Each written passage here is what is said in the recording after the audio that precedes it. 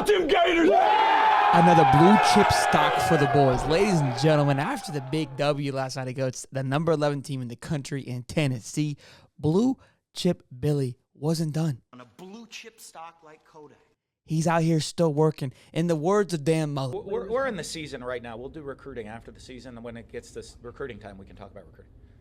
Sounds good. Okay. I mean, in the opposite of Dan Mullen. It's always recruiting seasons, ladies and gentlemen. And after the big game, the Florida Gators landed themselves a 4-star running back for the 2025 class. And you're probably thinking, Sheldon, who cares? It's 2025. That's way, way far. No, it's not. If you think about it, last month, this past time last year, Miles Graham, our 4-star linebacker, who has been the lead for this 2024 class, who has really brought this class to a top 5 class. And what him and DJ Lagway have been driving this class, committed in August of last year. So it takes one to get that first domino to fall, to take that leap for that class. And Waltez Clark, visiting during this game at Tennessee, obviously had a fantastic time, had an incredible time. How could you not? Coming in at 6 foot, 195, running back. The kid plays in every single position. I was reading Keith Nabier's article from On3. They put him everywhere, like Debo Samuel, basically, wide receiver, comes off the edge, plays quarterback, plays cornerback, plays safety. The guy's an athlete. And most of these kids in high school, we've talked about this time and time again,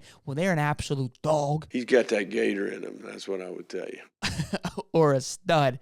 You're going to see them all over the football field when it comes to high school. And before you come at me, well, the kid's ranked 151 nationally. He's not even a top 100 player, or he's ranked 12th running back. Two things. Number one, we've seen this. He's going to go down because he's going to commit to the Florida Gators, but he also has the ability to move up. But I think we can take a little step back here and stop questioning Billy Napier's recruiting ability and his talent acquisition, because if we saw the game last night, Jordan Castell, true freshman, was an absolute beast. Eugene Wilson, before he got hurt, absolute beast. So we got to quit questioning this Billy Napier and his ability to acquire talent, not to mention his running back ability with Montreal, Trevor Etienne, and Trayon Webb. All three of those are Billy Napier guys, are Billy Napier recruited guys, which makes you want to, cry a little bit more when you think of the fact that Chauncey Bowens left Florida to go to Georgia, because that was also going to be another Billy Napier guy. But again, he's the first commit to the 2025 class, putting our average rating for 2025 at 94.79, I believe, making us ranked about 20th.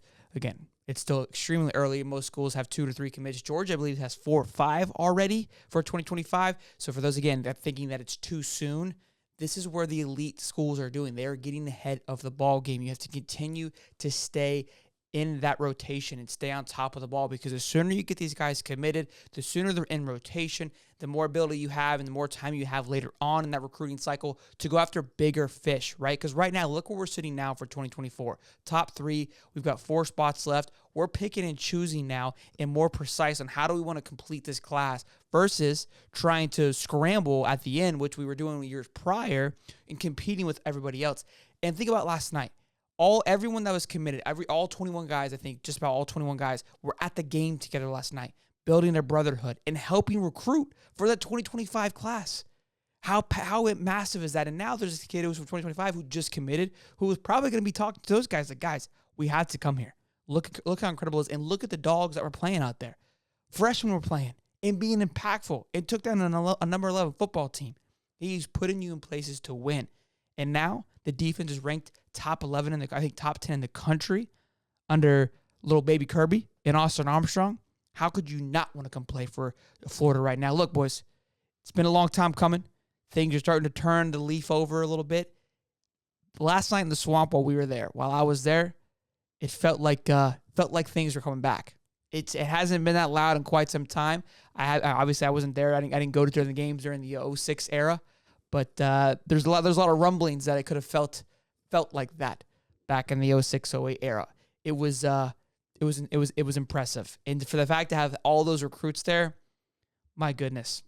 Hell of a time to pop off, and hell of a time for Billy Napier and the boys to have a great game.